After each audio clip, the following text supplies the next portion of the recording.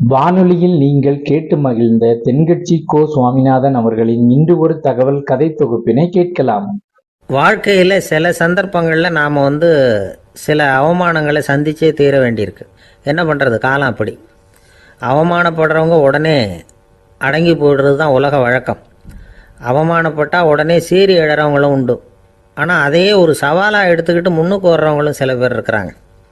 அவங்க ரொம்ப அபூர்வம். இன்றைக்கி மனோதத்துவ நிபுணர்கள்லாம் என்ன சொல்கிறாங்க தெரியுமா? அவமானப்பட்டுட்டா உடனே அடங்கி போயிடக்கூடாதான். அதையே ஒரு சவாலாக எடுத்துக்கிட்டு மனசில் ஒரு வைராக்கியத்தோடு முயற்சி பண்ணினா வாழ்க்கையில் எல்லாரும் முன்னேறலாமா. அவமானங்கிறத நாம் வைராக்கியமாக மாற்றிக்கணும். அதுதான் வெற்றிக்கு வழி. ராமர் இந்த பூமியில் பிறந்ததே ஒரு வைராக்கியத்தினால தான் சார் அப்படின்னார் ஒருத்தர். எப்படிங்க அது அப்படின்னு கேட்டேன். அவர் சொன்னார், தசரதருக்கு ராமர் குழந்தையா பிறக்கணும், அப்போ தான் இங்கே இருக்கிற கஷ்டங்கள்லாம் நீங்கும் அப்படின்னு சர்வ லோகமும் எதிர்பார்த்துக்கிட்டு இருக்குது. ஆனால் அவர் எப்போ பிறப்பார் அப்படின்னு யாருக்கும் தெரியல. அந்த காரியம் சீக்கிரம் நடக்கணுமே, அதுக்கு என்ன பண்ணுறது? நாரதர் வந்தார் ஒரு நாள் தசரதரை தேடி. தசரதா, உனக்கு ஒரு செய்தி தெரியுமான்னு ஆரம்பித்தார். அவர் எப்பவும் இப்படித்தானே ஆரம்பிக்கிறது வழக்கம். என்ன விஷயம்னு கேட்டார் தசரதர். தசரதா, நீ அடிக்கடி உன்னோட தேரில் ஏறிக்கிட்டு தேவலோகத்துக்கு போகிற, அங்கே போகிற வர்ற எல்லாம் பண்ணிகிட்ருக்க, எல்லாம் சரி. தேவலோகத்துலேயும் உன்னை நல்லபடியாக தான் வரவேற்கிறாங்க. தேவேந்திரன் உன்னை பிரியமாக அழைச்சிட்டு போய் தன்னுடைய அரியாசனத்திலேயே தனக்கு பக்கத்திலேயே உட்கார வைக்கிறான். நீயும் சந்தோஷமாக உட்காந்து பேசிவிட்டு வந்துடுற. ஆனால் நீ இங்கே வந்ததுக்கு அப்புறம் அங்கே என்ன நடக்குது தெரியுமா உனக்கு அப்படின்னாரான் நாரதர். என்ன நடக்குது எனக்கு ஒன்றும் தெரியலையே அப்படின்னாரான் தசரதர். நாரதர்கிட்ட கிட்டத்தில் கேட்டிருக்கார், கொஞ்சம் சொல்லுங்கள் என்னது அப்படின்னு. அவர் ஒரு நெருங்கி வந்தாராம் நாரதரும். மெதுவாக அவர் காதோட காதாக சொன்னாராம். அதாவது நம்ம பாஷையில் சொல்லப்போனால் பற்ற வைக்கிறார். நீ அங்கே தேவேந்திரங்கிட்ட உட்காந்து பேசிவிட்டு வந்த பிறகு நீ அங்கே உட்காந்துருந்த அரியாசனத்தை தண்ணி ஊற்றி கழுவி சுத்தப்படுத்துகிறாங்க. நீ என்ன அந்த அளவுக்கு சுத்தம் இல்லாத ஆளா, தினம் குளிக்காமையாக இருக்கிற அப்படின்னாராம். தசரதருக்கு இது ரொம்ப அவமானமாக போயிட்டுது. அப்படியே செய்கிறாங்க அப்படின்னாராம். ஆமாம், நீ வேணும்னா நான் சொல்கிறது உண்மையா இல்லையா அப்படின்னு சோதனை பண்ணி பார்த்துக்கோ அப்படின்னாரான் நாரதர். உடனே தசரதர் இதுக்காகவே புறப்பட்டு தேவலோகம் போனார். அங்கே வழக்கம் போலவே இவரை கூப்பிட்டு உட்கார வச்சு பேசிக்கிட்டு இருந்தான் தேவேந்திரன். கொஞ்ச நேரம் பேசிக்கிட்டு இருந்துட்டு சரி நான் கிளம்புறேன்னு புறப்பட்டார். சரி, அவனும் வாசல் வரைக்கும் வழி அனுப்பி வச்சுட்டு உள்ளே போயிட்டான். தசரதர் வெளியில் கொஞ்ச நேரம் மறைஞ்சி இருந்துட்டு மெதுவாக உள்ளே எட்டி பார்த்தார் என்ன நடக்குதுன்னு. நாரதர் சொன்னது உண்மைதான். தசரதர் உட்காந்துருந்த ஆசனத்தை அங்கே 2 தேவர்கள் கழுவி சுத்தப்படுத்திக்கிட்டு இருக்கிறாங்க. தசரதரால் இதை தாங்கிக்க முடியல. அவருக்கு ரொம்ப அவமானமாக போச்சு. நேராக கிடுகிடுன்னு தேவேந்திரங்கிட்டே போனார். நான் உட்காந்துருந்த இருக்கையே சுத்தம் பண்ணுறியே, நான் என்ன அந்த அளவுக்கு பாவியா அப்படின்னு கேட்டார். ரொம்ப கோபமாக கேட்டார். தசரதரே, மனுஷனுக்கு 3 கடன்கள் உண்டு. தேவ கடன், ரிஷி கடன், பித்ரு கடன். இதை தீர்க்காதவன் பாவியாகிறான். இதில் மகனை பெறுவதால் தான் பித்ரு கடன் தீரும். உனக்கு மகன் கிடையாது, அதனால் நீ பாவியாகிற. பாவி உட்கார்ந்துருந்த இடம்ங்கிறதுனால அதை சுத்தம் செய்ய வேண்டியது எங்கள் கடமை அப்படின்னு நானும் தேவேந்திரன். இந்த இடத்துல தசரதருக்கு ஏற்பட்ட அவமானம் ஒரு வைராக்கியமாக மாறிச்சு. தேவேந்திரனே கேட்டுக்கோ, ஒரு மகனை பெற்ற பிறகு தான் இந்த சபையில் மறுபடியும் அடி எடுத்து வைப்பேன் அப்படின்னு சொல்லிவிட்டு போயிட்டாரான். போய் புத்திர காமேஷ் யாகம் பண்ணார். புத்திரர்கள் பிறந்தார்கள். இந்த கதையில் உள்ள கருத்து என்னென்னா, தேவேந்திரன் தசரதரை அப்படி அவமானப்படுத்தலைன்னா அவருக்கு இப்படி ஒரு வைராக்கியம் பிறந்திருக்குமா யோசிச்சு பார்க்கணும். நமக்கு ஏற்படுகிற சில அவமானங்களையும் வைராக்கியமாக மாற்றிக்குவோம். அப்படி மாற்றிக்கிட்டோம்னா வாழ்க்கையில் முன்னேறலாம். நம்ம ஆளுங்க சில பேர் அவமானத்தை வைராக்கியமாக மாற்றிக்கிறது எப்படி தெரியுமா? நம்மக்கிட்ட ஒரு பையன் சொன்னான், எங்கள் அப்பா என்னை எல்லாருக்கும் முன்னாடி வச்சு திட்டிவிட்டார், பொறுப்பு இல்லாமல் ஊர் சுற்றுறேன்னு சொல்லி அவமானப்படுத்தி விட்டார். இனிமேல் நீ என் முகத்திலேயே முழிக்காதரா போடான்னு வேற சொல்லிவிட்டார். எனக்கு ரோஷம் வந்துட்டுது. அந்த அவமானத்தை வைராக்கியமாக மாற்றிக்கிட்டேன். அன்னையிலேருந்து அவர் முகத்திலேயே முழிக்கிறதில்ல அப்படின்னா. அப்படியான்னு கேட்டோம். ஆமாங்க, அவர் வீட்டில் இல்லாத நேரமாக பார்த்து உள்ள சமையல் கட்டுக்கு போய் சாப்பிட்டுட்டு நைஸாக வெளியில் வந்துடுவேன் அப்படிங்கிறான் அவன். அள்ள அள்ள குறையாதது அட்சய பாத்திரம், அது நமக்கு தெரியும், கேள்விப்பட்டிருக்கிறோம். ஆனால் போட போட நிரம்பாத ஒரு பாத்திரம் உண்டு. அது என்ன தெரியுமா? நம்மளில் பல பேர்கிட்ட அந்த பாத்திரம் உண்டு. அதுதான் பேராசை அப்படிங்கிற பாத்திரம். அதை நிறைவு செய்யவே முடியாது. பேராசையை பற்றி சுஃபி இலக்கியத்தில் ஒரு பிரபலமான கதை உண்டாம். அதை ஒரு பெரியவர் எடுத்து சொல்லியிருக்கிறார். ஒரு மன்னர் நகர்வலம் போயிட்டு இருக்கார். ஒரு பிச்சைக்காரன் மன்னர் எதிரில் வரான். பிச்சை போடுங்கிறான். என்னுடைய அமைதியை கெடுக்காதே போங்கிறார் மன்னர். அவன் சிரிக்கிறான். அரசே, உங்களுடைய அமைதி கெடக்கூடிய நிலையில் இருந்தால் அதுக்கு பேர் அமைதியே கிடையாது அப்படின்னு நானா. எதிரில் நிற்கிறது வெறும் பிச்சைக்காரன் இல்லை, யோகி அப்படிங்கிறத மன்னர் புரிஞ்சுக்கிட்டார். துறவியே, உங்களுக்கு என்ன வேணும்னாலும் கேளுங்க, கொடுக்குறேன்னாராம். அந்த துறவி மறுபடியும் சிரிக்கிறார். அரசே, உங்களால் முடியாததையெல்லாம் கொடுக்க முடியும்னு சத்தியம் செய்யாதீங்க அப்படின்னார். மன்னருக்கு கோபம் வந்துட்டுது. என்ன இவர் இப்படி சொல்கிறாரு அப்படின்னு நினைச்சார். நகர்வலத்தை பாதியிலேயே நிறுத்தினார். வாங்க அரண்மனைக்குன்னார். துறவியை அழைச்சிக்கிட்டு அரண்மனைக்கு வந்துட்டார். துறவி தன்கிட்ட இருந்த பிச்சை பாத்திரத்தை நீட்டினார். இது நிறைய எனக்கு பொற்காசுகள் வேணும் அப்படின்னாராம். அவ்வளவுதானா, இது ஒரு பெரிய காரியமா அப்படின்னு கையை தட்டினாராம் மன்னர். ஒரு பெரிய தாம்பாளம் நிறைய பொற்காசுகள் சேர்ந்தது. அதை அள்ளி போட்டார். போட போட அந்த பிச்சை பாத்திரம் நிரம்பவே இல்லை. பொற்காசுகள் போட போட அவ்வளவே உள்ள வாங்கிக்கிட்டே இருக்குது. அரசாங்க கஜானாவே காலி ஆயிட்டுது. மூட்டை மூட்டையா பொற்காசுகளை கொட்டி பார்த்துட்டாங்க. அது முழுங்கிக்கிட்டே இருக்குது. கடைசி வரைக்கும் அந்த பிச்சை பாத்திரம் நிரம்பவே இல்லை. அரசர்கிட்ட இருந்த கர்வம் போயிட்டுது. அப்படியே பொத்துன்னு துறவி காலில் விழுந்தார். அப்போ அந்த துறவி சொன்னாராம், மன்னா, இந்த பிச்சை பாத்திரத்தை உங்களால் மட்டும் இல்லை, வேற யாராலையும் நிரப்ப முடியாது. அதுக்கு என்ன காரணம்னா, இது சாதாரண பிச்சை பாத்திரம் இல்லை, பேராசைகளோடு வாழ்ந்து செத்து போன ஒரு மனிதனின் மண்டை ஓடுது அப்படின்னாராம். பாருங்க, இதுதான் அந்த சுஃபி இலக்கிய கதை. செத்த பிறகும் நிறைவு இல்லைன்னா அது எப்பேற்பட்ட பேராசையாக இருக்கும்னு யோசிச்சு பார்த்துங்க. நம்மளும் ஒருத்தர் கல்யாணம் பண்ணிக்க பொண்ணு பார்த்துக்கிட்டு இருந்தார். அழகு, அறிவு, படிப்பு எதுவும் தேவையில்லை, பணம் மட்டும் இருந்தால் போதும் அப்படின்னு பார்க்குறவங்க கிட்டெல்லாம் சொல்லி வச்சார். ரொம்ப நாளைக்கு அப்புறம் ஒரு பணக்காரர் கிடைச்சார். அவர் சொன்னார், இதை பாருங்க, எனக்கு 20 வயசுல ஒரு மகள், அவளை நீங்கள் கல்யாணம் பண்ணிக்கிட்டா 2 லட்சம் பணம் கொடுப்பேன். 25 வயசுல ஒரு பொண்ணு, அவளை கல்யாணம் பண்ணிக்கிட்டா 2.5 லட்சம் தருவேன். 30 வயசுல ஒரு பொண்ணு இருக்கா, அவளை கல்யாணம் பண்ணிக்கிட்டா 3 லட்சம் தருவேன். என்ன சொல்ற அப்படின்னாராம். இவன் கொஞ்ச நேரம் யோசிச்சு பார்த்துருக்கான். அதுக்கப்புறம் மெதுவாக அவரை நிமிந்து பார்த்து, ஏன் சார், உங்ககிட்ட 50 வயசுல ஏதாவது பொண்ணு இருக்கா அப்படின்னு கேட்டானா. ஒரு கடைக்கு போனேன், 5 ரூபா பணத்தை எடுத்து கொடுத்தேன். ஒரு தினசரி பத்திரிகையை கேட்டேன். அவரு உடனே அங்கே அடுக்கி வச்சிருந்த பத்திரிகையில் ஒன்று எடுத்து என் கையில் கொடுத்தார். வாங்கிக்கிட்டேன். மீதி பணத்தை எடுத்தார். அதையும் என் கையில் கொடுக்கணும்ல, கொடுக்கல. எதிரில் இருந்த பலகையில் வச்சு எடுத்துக்க சொன்னார். எப்பவும் அவர் அப்படி தான் பண்ணுவார். நானும் எடுத்துக்கிட்டு வந்துடுவேன். இவர் ஏன் இப்படி பண்ணுறாருங்கிறது எனக்கு ரொம்ப நாளாக ஒரு சந்தேகம். ஒரு நாள் அவர்கிட்டயே இதை கேட்டுவிட்டேன். ஏங்க, நீங்கள் உங்கள் கடைக்கு பொருள்கள் வாங்குறவங்களுக்கு நீங்கள் பாக்கி சில்லறையை கொடுக்குறப்போ பலகையில் வச்சு விட்றீங்க, கையில் கொடுக்க மாட்டேங்கிறீங்களே, ஏன் அப்படின்னு கேட்டேன். காசை கையில் கொடுத்தா நம்மக்கிட்ட இருக்கிற லட்சுமி போயிடுவா சார் அப்படின்னார். அதாவது பணம் செலவாயிடும் அப்படின்னு அர்த்தமா. இன்னொரு நண்பர், அவர் ஒரு நாள் வழக்கத்துக்கு மாறாக ரொம்ப சோகமாக உட்காந்துருக்கிறார். ஏங்க, என்னாச்சு, ஏன் இப்படி கப்பலே கவிழ்ந்தது மாதிரி உட்காந்துருக்குறீங்க அப்படின்னு கேட்டேன். கப்பலே கவிழ்ந்திருந்தா கூட நான் இப்படி கவலைப்பட மாட்டேன் சார், வேற ஒன்று நடந்து போச்சுன்னார். என்னன்னு கேட்டேன். என் உச்சந்தலையில் பல்லி ஒன்று விழுந்துட்டுதுன்னார். அதுக்காகவா இப்படி அப்படின்னு ஆச்சரியப்பட்டேன். ஆமாங்க, பல்லி உச்சந்தலையில் விழுந்தால் பலன் என்னன்னு பஞ்சாங்கத்தில் பார்த்தேன், மரணம்னு போட்டிருக்கு அப்படின்னு சொல்லிவிட்டு அவர் தொடர்ந்து கவலைப்பட ஆரம்பிச்சிட்டார். இப்படியும் ஒருத்தர், என் கூட வேலை பார்க்குற ஒருத்தர் எப்படி தெரியுமா, தினமும் வலது காலை வச்சு தான் ஆஃபீஸுக்கு உள்ளே நுழைவார். என்னைக்காவது தவறுதலாக இடது காலை வச்சு உள்ளே வந்துட்டார்னா அன்னைக்கு பூரா மனசு சங்கடப்படுவார். எந்த வேலையும் சரியாக ஓடாது. கேரம் போர்டு ஆடுற ஒருத்தர் எப்போ ஆட உட்காந்தாலும் ஸ்ட்ரைக்கரை கை தவறி கீழே விழுற மாதிரி பண்ணி அதுக்கப்புறம் அதை எடுத்துக்கிட்டு ஆட உட்காருவார். ஏன்னா எப்போவோ ஒரு தடவை நிஜமாகவே அது கை தவறி கீழே விழுந்திருக்குது. அன்னைக்கு பிரமாதமாக ஜெயிச்சுட்டார். உடனே ஒரு முடிவுக்கு வந்துட்டார், கை தவறுனா லாபம் அப்படின்னு.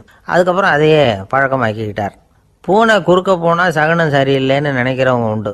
ஆனால் ஒருத்தர் எப்படி தெரியுமா, அவர் வெளியில் கிளம்புற சமயம் பக்கத்து வீட்டு ரேடியோவில் மியாவ் மியாவ் பூனை குட்டின்னு பாட்டு சத்தம் கேட்டால் கூட போதும், சகனம் சரியில்லைன்னு பிரயாணத்தை கேன்சல் பண்ணிவிடுவார். இப்போ இவ்வளவும் எதுக்கு சொல்கிறோம்னா, அளவுக்கு மீறின சகுன நம்பிக்கைகள் இருக்குது பாருங்கள், இதோட பயமும் சேர்ந்துக்கிட்டதுன்னு வச்சுக்கோங்க, இது ஒருத்தருடைய மனநிலையை பாதிச்சிடும். இது உளவியல் நிபுணர்கள் சொல்கிற கருத்து. வாழ்க்கையே தடுமாற வச்சிரும். பாதுகாப்பு இல்லாத உணர்வு, ஒரு விதமான டிப்ரெஷன் மனநிலை, இதெல்லாம் தான் இதுக்கு காரணமாக அமையலாம். சில பேர் காய்கறி நறுக்க கத்தியை கையில் எடுத்தால் கூட நேரம் சரியாக இருக்கா அப்படின்னு பார்த்துட்டு தான் வேலையை ஆரம்பிக்கிறது வழக்கம். அறிவு தான் மனசுக்கு வாத்தியாராக இருக்கணும். அப்போ தான் வாழ்க்கை நிம்மதியாக இருக்கும். அறிவு மனசு சொல்கிறபடியெல்லாம் கேட்க ஆரம்பிச்சுட்டுதுன்னா இடைஞ்சல் தான். ஒருத்தருக்கு 7ஆம் நம்பர் தான் ராசியான நம்பரான். 7ஆம் தேதி தான் எந்த காரியத்தையும் ஆரம்பிப்பாராம். 7 எழுத்து வர்றது மாதிரி பேரை மாற்றி வச்சுக்கிட்டார். 7 மணிக்கு தான் தினமும் எழுந்திருப்பார். 7ஆம் நம்பர் வீட்டில் தான் குடியிருக்கார். கல்யாணம் கூட 7ஆம் தேதி தான் பண்ணிக்கிட்டார். அவர் ஒரு நாள் குதிரை பந்தயத்துக்கு போனாராம். குதிரையோட பேரையெல்லாம் பார்த்தார். ஒரு குதிரையோட பேர் 7 எழுத்தில் அமைஞ்சிருந்தது. 7 தானே இவருக்கு அதிர்ஷ்ட நம்பர். அதனால் உடனே அது பேரில் பணத்தை கட்டினார். பந்தயம் நடந்தது. என்ன சார் ஆச்சுன்னு கேட்டாங்க. நான் பணம் கட்டின அந்த என்னோட குதிரை 7ஆவதாக சேர்ந்தது சார் அப்படின்னாராம் சோகமாக. ஒரு ஊரில் ஒரு ராஜா இருந்தார். அவர் ஒரு பூனை வளர்த்தார். ரொம்ப செல்லமாக அவர் அந்த பூனையை வளர்த்தார். அவர் என்ன பண்ணுவார் தெரியுமா? இரவு நேரத்தில் அந்த பூனையோட தலையில் ஒரு விளக்கை வச்சுருவார். அந்த பூனை ரொம்ப ஜாக்கிரதையாக அந்த விளக்கு கீழே விழுந்துடாமல் பார்த்துக்கும். தலையை ஆட்டாமல் ரொம்ப நிதானமாக ராஜா பின்னாடி நடந்து போய்கிட்டே இருக்கும். அந்த விளக்கு வெளிச்சத்தில் எல்லா வேலைகளையும் செஞ்சுருவார். கையில் ஒரு விளக்கை தனியாக எடுத்துகிட்டு போக வேண்டிய அவசியமே இல்லை. விளக்கை தூக்கிட்டு போகிற வேலையை அந்த பூனை பார்த்துக்கும். அதனால் ராஜாவுக்கு அந்த பூனை மேலே ரொம்ப பிரியம். மந்திரிகளையெல்லாம் கூப்பிட்டு அவங்கக்கிட்ட சொல்லுவார், பார்த்தீங்களா இந்த பூனை எவ்வளவு விசுவாசமாக நடக்குது, என் பேரில் எவ்வளவு மரியாதை பார்த்தீங்களா அதுக்கு அப்படிம்பார். இதை கேட்டுவிட்டு அங்கேருந்து அமைச்சர்களில் ஒருத்தர் சொன்னார், மன்னா நீங்கள் சொல்கிறது சரிதான், இருந்தாலும் இந்த பூனையோட விசுவாசத்தை நாம் கொஞ்சம் சோதித்து பார்க்க வேண்டியிருக்கு அப்படின்னாராம். சரி, உங்கள் ஆசையை ஏன் கெடுக்கணும், நல்லா சோதிச்சு பாருங்கள் அப்படின்னு சொல்லிவிட்டார் ராஜா. உடனே அந்த அமைச்சர் என்ன பண்ணார் தெரியுமா? எங்கேயோ புறப்பட்டு போனார். ஒரு 5-6 எலிகளை பிடிச்சிட்டு வந்தார். அரண்மனையில் ராஜா ஏதோ வேலை பார்த்துக்கிட்டு இருக்கிறாரு. பக்கத்தில் அந்த பூனை ரொம்ப பணிவாக நின்றுக்கிட்டு இருக்குது. அது தலையில் விளக்கு எரிஞ்சிக்கிட்டு இருக்கு. அமைச்சர் தான் பிடிச்சிட்டு வந்த எலிகளை அந்த பூனை பார்வையில் படுறது மாதிரி எதிரில் விட்டார். அந்த எலிகள்லாம் அங்கேயும் இங்கேயும் ஓட ஆரம்பிச்சுது. அதை பார்த்தது பூனை. அவ்வளவுதான். தலையில் இருக்கிற விளக்கை பற்றியும் கவலைப்படலை, ராஜாவை பற்றியும் கவலைப்படலை. ஒரே பாய்ச்சலாக பாஞ்சு எலிகளை துரத்த ஆரம்பிச்சுட்டுது. தலையில் இருந்த விளக்கு எங்கேயோ போய் விழுந்தது, அணைஞ்சு போச்சு. இருட்டில் ராஜா தடுமாற ஆரம்பிச்சுட்டார். இந்த சமயத்தில் அந்த அமைச்சர் மறுபடியும் விளக்கை ஏற்றினார். வெளிச்சம் வந்தது. அதுக்கப்புறம் அந்த அமைச்சர் பேசினார், அரசே, பூனையோட விசுவாசத்தை பார்த்தீங்களா? எலி அது கண்ணில் படுற வரைக்கும் தான் விசுவாசமாக இருந்தது. அது மாதிரி எலியை பார்த்ததும் எல்லாத்தையும் விட்டுட்டு அதை துரத்த ஆரம்பிச்சுட்டு பார்த்தீங்களா? தான் அந்த பூனையை பற்றி நினச்சது தப்புங்கிறது அதுக்கப்புறம் தான் அந்த ராஜாவுக்கு புரிஞ்சுதான். சரி, இப்போ எதுக்கு இந்த கதையெல்லாம் அப்படிங்கிறீங்களா? இந்த பூனை மாதிரி தான் நம்ம மனசும். மனசை எவ்வளவு தான் பயிற்சி கொடுத்து பக்குவமாக வச்சுருந்தாலும் பார்க்குறதுக்கு பரமசாது மாதிரி தான் இருக்கும். பார்க்க வேண்டியதை பார்த்துட்டுதுன்னா பாஞ்சிரும். இந்த பூனை மாதிரி புலன் இன்ப பொருள்கள் கிட்டாத வரைக்கும் மனம் அடங்கி இருக்கிறது மாதிரி தான் தெரியும். கொஞ்சம் வாய்ப்பு கிடைச்சாலும் அது குதிக்க ஆரம்பிச்சிடும், தப்பு பண்ண ஆரம்பிச்சிடும். பெரிய பெரிய முனிவர்கள் வாழ்க்கையில் நடந்த வீழ்ச்சி இதை தான் நிரூபிக்குது. புலன்களின் ஆற்றல் அதிகம். அதனால் மனக்கட்டுப்பாடு பயிற்சிகளில் ரொம்ப எச்சரிக்கையாக இருக்கணுங்கிறார் சுவாமி சிவானந்தர். மது பழக்கத்தையே விட்டுவிட்டேன்னு உறுதியாக இருப்பான். கடை கண்ணில் பட்டுவிட்டுதுன்னா கால் அவனை கேட்காமலே இழுத்துக்கிட்டு உள்ளே போயிடும். இதுதான் மனசுங்கிறது. அதுதான் அந்த ராஜா வளர்த்த பூனை. நம்மால் ஒருத்தன் அந்த ராஜா பூனை தலையில் விளக்க வச்சது மாதிரி இவன் தன்னுடைய தலையிலேயே ஒரு விளக்கை ஏற்றி வச்சுக்கிட்டு என்னத்தையோ தேட ஆரம்பித்தான். தேடிக்கிட்டு இருக்கிறான். தலையை ஆட்டாமல் நிதானமாக நடந்து ரொம்ப நேரமாக தேடிட்டு இருக்கிறான். அந்த சமயம் அங்கே வந்த ஒருத்தர், என்னத்தை தேடுறீங்கன்னு கேட்டார். அதுதான் மறந்து போச்சு அப்படின்னு இழுத்தான். சரி, கொஞ்சம் இப்படி உட்காருங்க, ஞாபகம் வந்ததும் தேட ஆரம்பிக்கலாம் அப்படின்னார் அவர். இவன் கொஞ்ச நேரம் உட்காந்து யோசித்தான். அப்புறம் திடீர்னு எழுந்திரிச்சான். ஞாபகம் வந்துட்டுதுன்னா. என்னன்னு கேட்டார். எங்கள் வீட்டில் இருந்த விளக்கை எங்கே வச்சேன்னு தெரியல, அதை தான் தேடிக்கிட்டு இருக்கிறேன், ஏற்றி வைக்கலாம்னு பார்க்குறேன் அப்படின்னா. ஒரு விவசாயி விதைக்கிறதுக்காக வயல்வெளி பக்கம் போகிறார். விதைகளை அள்ளி வீசினார். அப்போ என்ன ஆச்சுன்னா, சில விதைகள் பாதை ஓரத்தில் விழுந்தது, சில விதைகள் முள் செடிகள் மண்டி இருந்த புதருக்கு இடையில் விழுந்தது. சில விதைகள் நல்ல நிலத்தில் விழுந்தது. பாதை ஓரத்தில் விழுந்த விதை என்ன ஆச்சுன்னா அதெல்லாம் பறவைகள் கண்ணில் போட்டுவிட்டுது. உடனே வந்து உட்காந்து கொத்தி தின்னுட்டு போட்டுது. அதிகமாக மண் இல்லாத பாறை பகுதியில் விழுந்த விதையெல்லாம் லேசாக வேர் விட்டு முளைக்க ஆரம்பிச்சிது. அதுக்கப்புறம் வேர் கீழேயும் ஆழமாக போக முடியல, மேலேயும் சூரிய வெப்பம் அதிகம் தாங்க முடியல, எல்லாம் காஞ்சி கருகி போட்டுது. புதர் பகுதியில் சில விதைகள் விழுந்தது இல்லையா, முள் செடிகள் காடாக மண்டி போயிருந்தது.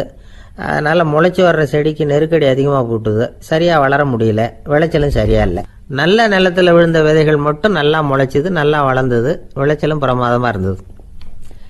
இந்த கதையை சொல்லிவிட்டு கேட்க செவியுள்ளோர் கேட்கட்டும் அப்படிங்கிறார் இயேசு பெருமான்.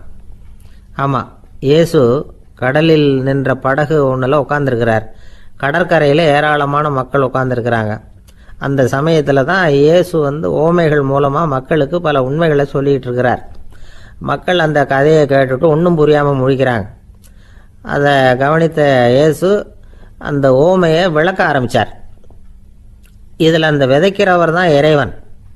அவருடைய வார்த்தைகளை விதைக்கிறார். அந்த வார்த்தைகளை கேட்கிற மக்கள் அந்த விழுந்த விதைகள் மாதிரி 4 வகையானவர்கள். சில பேர் பாதை ஓரத்தில் விழுந்த விதைகள் மாதிரி இறைவன் வார்த்தைகளை அவங்க கேட்குறாங்க. ஆனால் தீய எண்ணங்கள் செய்கைகள் மூலமாக விதைக்கப்பட்ட வார்த்தைகள் அழிஞ்சு போடுது. இறைவன் வார்த்தைகளை கேட்ட உடனே மகிழ்ந்து போய் உடனே சில பேர் அதை ஏற்றுக்கிறாங்க. இவங்கெல்லாம் அந்த பாறை பகுதியில் விழுந்த விதைகள் மாதிரி. அதனால் இவங்கெல்லாம் வேறு இல்லாதவங்க, கொஞ்ச காலத்துக்கு இறை வார்த்தைகளுக்கு கீழ்ப்படிந்து நடப்பாங்க. அதனால் ஏதாவது இடைஞ்சல் ஏற்பட்டால் உடனே தடுமாறுவாங்க. தங்கள்கிட்ட இருக்கிற நல்ல பண்புகளை விட்டுட்டு பாவ வழிகளுக்கு போயிடுவாங்க. முள் செடிகளுக்கு இடையில் விழுந்த விதைகள் மாதிரி உள்ளவங்க யாருன்னா இவங்களுக்கு உலக கவலை உண்டு, செல்வத்தின் மீது மயக்கம் உடையவர்கள். உலக ஆசைகள் இவங்களுக்குள்ளே பூந்துடுறதுனால அங்கே இருக்கிற நல்ல பண்புகள் வந்து மறைஞ்சு போயிடுது. அதனால் அவங்களும் உபயோகம் இல்லாதவங்களாக ஆயிடுறாங்க. நல்ல மனிதர்கள் நல்ல நிலத்தில் விழுந்த விதைகளுக்கு ஒப்பானவர்கள். இவங்க வந்து இறை வார்த்தையை கேட்குறாங்க, அதை ஏற்றுக்கிறாங்க, அவங்களும் நல்லபடியாக வாழுறாங்க, அடுத்தவங்களுக்கும் உபயோகமாக இருப்பாங்க. இதுதான் இயேசு சொன்ன விளக்கம். நல்ல வார்த்தைகளை கேளுங்கள், நல்ல வார்த்தைகளை ஏற்றுக்கொள்ளுங்கள், அடுத்தவங்களுக்கு உபயோகமாக இருங்க. இதுதான் பெரியவங்கள்லாம் நமக்கு சொல்லுகிற உபதேசம். ஒரு அப்பா தன்னுடைய மகனுக்கு உபதேசம் பண்ணார். இதை பாருப்பா, நல்ல வார்த்தைகளை கேட்கணும், எப்போதுமே மகன் வந்து அப்பா பேச்சை கேட்குறது நல்லது அப்படின்னாராம். நீ ஏதாவது ஒரு தப்பு பண்ணால் என் தலையில் ஒரு முடி நரைச்சி வெள்ளையாக போடும்பா, நீ செய்கிற ஒவ்வொரு தப்புக்கும் என் தலையில் ஒவ்வொரு முடி வெள்ளையாயிடும் அப்படின்னாராம். பையன் யோசித்தான், அப்பா இப்போ தான் எனக்கு புரியுது, தாத்தாவோட தலைமுடி பூராவும் வெள்ளையாக இருக்கிறதுக்கு என்ன காரணம்ங்கிறது எனக்கு இப்போ தான் புரியுது அப்படின்னானா. ஒருத்தர் ரொம்ப அவசரமாக போயிட்டு இருந்தார். எங்கே சார் போகிறீங்கன்னு கேட்டோம். எனக்கு வேண்டியப்பட்ட ஒருத்தருக்கு குழந்தை பிறந்திருக்கிறதாக செய்தி வந்திருக்கு, அதுதான் ஆஸ்பத்திரிக்கு போயிட்டுருக்கேன், பார்த்துட்டு வரலாம்னு அப்படின்னார். அப்படின்னா கொஞ்சம் இப்படி உட்காருங்க அப்படின்னோம். சில விவரமெல்லாம் சொல்கிறேன், கேட்டுக்கிட்டு போங்க அப்படின்னோம். உட்காந்தார். அப்புறம் சொல்ல ஆரம்பித்தோம். புதுசாக பிறந்திருக்கிற ஒரு குழந்தைய பார்க்க போகிறதுன்னா அது சாதாரண விஷயம் இல்லை, அதில் ரொம்பவும் கவனமாக நடந்துக்கணும். புது குழந்தைக்கு நோய் சுலபமாக தொற்றும், முக்கியமாக காற்று மூலமாக பரவுகிற நோய்கள் சுலபமாக வந்துடும். அதனால் நமக்கு உடம்பு சரியில்லைன்னா குழந்தைய விட்டு கொஞ்சம் தள்ளியே இருக்கிறது தான் நல்லது. பெரியவங்களை பொறுத்த வரைக்கும் சாதாரணமாக உள்ள ஒரு கிருமி கூட குழந்தைய பொறுத்த வரைக்கும் ரொம்ப மோசமான ஒரு கிருமியாக இருக்கும். சில வெளிநாடுகளில் எப்படி தெரியுமா, பிறந்த குழந்தை தூங்கிக்கிட்டு இருக்கிற ஒரு ரூமுக்கு போகணும்னா போகிறவங்க வந்து முகமூடி போட்டுக்கணும், காலணிகளை மாற்றிக்கணும், அவ்வளவு சுத்தமாக உள்ளே போய் பார்த்துட்டு வரணும். பொதுவாக சில ஆஸ்பத்திரிகளில் பார்த்தீங்கன்னா பார்வையாளர்கள் நேரத்தில் விசிட்டிங் ஹவர்ஸ் தாயை விட்டு குழந்தைய தனியாக பிரித்து வச்சுருவாங்க. எதுக்குன்னு நினைக்கிறீங்க? அந்த நேரம் பல பேர் வருவாங்க போவாங்க, அவங்க கை கால் சுத்தமாக இருக்காது, சுத்தமில்லாத கைகள் மூலமாக கிருமிகள் பரவும். சுத்தமில்லாத கைன்னா மண்ணு தூசி படிஞ்சிருக்கிற கை மட்டும் தான் அர்த்தம் இல்லை. சாலையில் கையை வீசிக்கிட்டு நடந்து வர்றீங்க, குழந்தைய பொறுத்த வரைக்கும் அது கூட சுத்தம் இல்லாத கை தான். தாயை தவிர மற்றவங்க குழந்தைய தூக்காமல் பார்த்துக்கிறது நல்லது. தாய் கூட அளவோட கொஞ்சிறதோடு நிறுத்திக்கணும். புதுசாக ஒரு குழந்தைய பெற்றிருக்கிற பொண்ணுக்கிட்ட மற்ற தாய்மார்கள் ஏதாவது சொல்லிக்கிட்டே இருப்பாங்க. குழந்தைய அப்படி வளர்க்கணும் இப்படி வளர்க்கணும் அப்படின்னு ஏதாவது அட்வைஸ் பண்ணிக்கிட்டே இருப்பாங்க. இப்படி ஓவராக அறிவுரை பண்ணுறது அந்த பொண்ணை வந்து குழப்பி விட்டுரும். அதனால் அப்படிலாம் பண்ணக்கூடாது. அந்த பெண்ணே ஏதாவது கேட்டால் கூட டாக்டர் சொல்ல வேண்டிய விவரங்களை எல்லாம் நாமே சொல்லிக்கிட்டு இருக்கக்கூடாது. புதுசாக பிறந்திருக்கிற குழந்தைய மட்டும்தான் இப்படி பார்க்கணும்னு இல்லை. ஒரு நோயாளி குழந்தைய பார்க்க போகிறதுனா கூட ரொம்ப எச்சரிக்கையாக தான் நடந்துக்கணும். ஒரு தின்பண்டமோ விளையாட்டு சாமானோ அந்த குழந்தைக்கு நாம் வாங்கிட்டு போகிறதா வச்சுக்குவோம். அதை நேராக கொண்டுகிட்டு போய் அந்த குழந்தைகிட்டே கொடுக்கக்கூடாது. அதோட அப்பா அம்மா கிட்ட ரகசியமாக கொடுக்கலாம். அவங்க முடிவு பண்ணட்டும் குழந்தைகிட்ட அதை கொடுக்கலாமா வேண்டாமாங்கிறத. அவங்களுக்கு தான் தெரியும் அதோட மனசும் உடம்பும். உங்கள் அக்கறையை காட்டுறதா நினச்சிக்கிட்டு குழந்தை வாயில் எதையும் கொண்டுட்டு போய் போடாதீங்க. போகிறப்போ உங்கள் வீட்டு குழந்தையும் அழைச்சிட்டு போகாதீங்க. இது நோயை வாங்கிட்டு வந்துடும், அல்லது புதுசாக ஒரு நோயை அதுக்கிட்ட கொடுத்துட்டு வந்துடும். என்னதான் உங்களுக்கு பழக்கமான குழந்தையா இருந்தால் கூட அதுக்கு விருப்பம் இல்லைன்னா பேசக்கூடாது. அங்கே போய் அவங்க பள்ளிக்கூடத்தை ஞாபகப்படுத்திட்டு இருக்கக்கூடாது. நோயில் இருக்கிறப்ப ஸ்கூலை பற்றி பேச அது விரும்பாது. ஆஸ்பத்திரியை விட்டு வெளியில் புறப்படுறப்போ குழந்தைகிட்ட சொல்லணும்னு அவசியம் இல்லை. அதோட அப்பா அம்மா கிட்ட சொல்லிவிட்டு புறப்பட்டா போதும். குழந்தை கோபிச்சிக்காது. சமூக சம்பிரதாயத்தை பற்றி அது கவலைப்படுறதில்லை. இப்படி எல்லா விவரமும் நம்ம எதிரில் உட்காந்துருந்தவங்க கிட்ட சொல்லி முடித்தோம். ரொம்ப நன்றி சார் அப்படின்னு சொல்லிவிட்டு அவர் புறப்பட்டார். குழந்தைங்க கொஞ்சம் வளர்கிற வரைக்கும் தான் நாம் எச்சரிக்கையாக இருக்கணும்னு இல்லை, வளர்ந்த பிறகு இன்னும் எச்சரிக்கையாக இருக்கணும். ஒரு பையன் பள்ளிக்கூடத்துலேருந்து திரும்பி வீட்டுக்கு வந்தான். முகம் பூரா நகத்தால் கீறி இருந்தது. அப்பா பார்த்து பயந்துட்டார். யாருடா உன்னை இப்படி பண்ணது அப்படின்னார். என் கூட படிக்கிற இன்னொரு பையன்னா. நாளைக்கு உன் கூட பள்ளிக்கூடத்துக்கு வர்றேன், நீ எனக்கு அவனை அடையாளம் காட்ட முடியுமான்னார். அது ரொம்ப சுலபம் நான் பையன். எப்படின்னார் அப்பா. அவன் காதில் ஒன்று கையோடு எடுத்துகிட்டு வந்திருக்கிறேன், இதோ என் பையில தான் வச்சுருக்கேன் அப்படிங்கிறான் அந்த பையன். ஒரு ராஜா இருந்தார். நாடு பூராவும் நிறைய மரங்களை நட்டு வளர்க்கணுங்கிறது அவரோட ஆசை. தானே அதுக்கு முன்மாதிரியாக இருக்கணும்னு நினைச்சார். அரண்மனையை சுற்றி மரங்களை நட்டு வளர்த்தார். இதை பார்த்துட்டு ஜனங்களும் அவங்கவுங்க வீட்டை சுற்றி மரக்கன்றுகளை நட்டு வளர்த்தாங்க. கொஞ்ச காலத்தில் ஊர் பூரா பசுமையாக மாறிச்சு. எல்லாருக்கும் சந்தோஷமாக இருந்தது. இது ஒரு பக்கம் இருக்கட்டும். இப்போ நான் சொல்ல போகிற கதை வேற. அதாவது அந்த ராஜா ஒரு நாள் தன்னுடைய அரண்மனையை சுற்றி இருக்கிற விதவிதமான மரங்களை எல்லாம் போய் பார்த்தார். எப்படி இருக்கிறீங்க அப்படின்னு ஒவ்வொரு மரத்துக்கிட்டையும் விசாரிச்சாராம். எந்த மரமும் சந்தோஷமாக இருக்கிறதா தெரியல. அதுக்கும் மனசில் ஒரு குறை. முதல்ல ஆலமரத்துக்கிட்ட போனார். அது சொல்லிச்சு, மண்ணா நான் நல்லா பெருசாக வளர்ந்துருக்கிறேன், அடர்த்தியாக இருக்கிறேன், கிளையெல்லாம் 4 பக்கமும் நல்லா படர்ந்து தான் இருக்குது, இருந்தாலும் எந்த பிரயோஜனமும் இருக்கிறதா தெரியல எனக்கு. என்னுடைய பழம்லாம் ரொம்ப சின்னதாக இருக்குது, என் கண்ணுக்கு சரியாக புறப்பட மாட்டேங்குது. நான் இருக்கிற சைஸுக்கு என்னுடைய கிளையில் இருக்கிற பழம்லாம் எவ்வளவு பெருசாக இருக்கணும், அது இத்தினூண்டு இருக்கிறது எனக்கு பெரிய அவமானமாக இருக்குது. இப்படி இங்கே நின்றுக்கிட்டு இருக்கிறதே ரொம்ப கூச்சமாக இருக்குது. ஒரு நல்ல புயல் வந்ததுன்னா பேசாமல் சாஞ்சு விடலாமான்னு பார்க்குறேன் அப்படின்னு புலம்புது ஆலமரம். சரி இருக்கட்டும்னு நினச்சிக்கிட்டு ராஜா அடுத்தபடியாக ஒரு அத்தி மரத்துக்கிட்ட போனார். அதுவும் புலம்ப ஆரம்பிச்சுட்டுது. நான் கூட பெரிய மரம் தான், இல்லை இலையெல்லாம் அழகாக தான் இருக்குது, பழம் அழகாக இருக்குது, இருந்தாலும் உள்ள விஷயம் இல்லையே, அத்தி பழத்தை புட்டு பார்த்தா அத்தனையும் சொத்தை அப்படின்னு பழமொழியே உண்டாயிட்டுதே, இப்படி ஒரு கெட்ட பேரோடு நான் இருக்கணுமா அப்படின்னு புலம்புது அது. சரி இது இருக்கட்டும் அப்படின்னு சொல்லி அடுத்தபடியாக வேப்ப மரத்துக்கிட்ட போனார். அது தன்னுடைய வேதனையை வெளியிட்டது. எனக்கு எவ்வளவோ மருத்துவ குணங்கள்லாம் இருக்கிறதா சொல்லிக்கிறாங்க, இருந்தாலும் என்ன பிரயோஜனம், என்னுடைய பழத்தை மனிதர்கள் யாரும் விரும்பி சாப்பிட்றது இல்லையே அப்படின்னுது.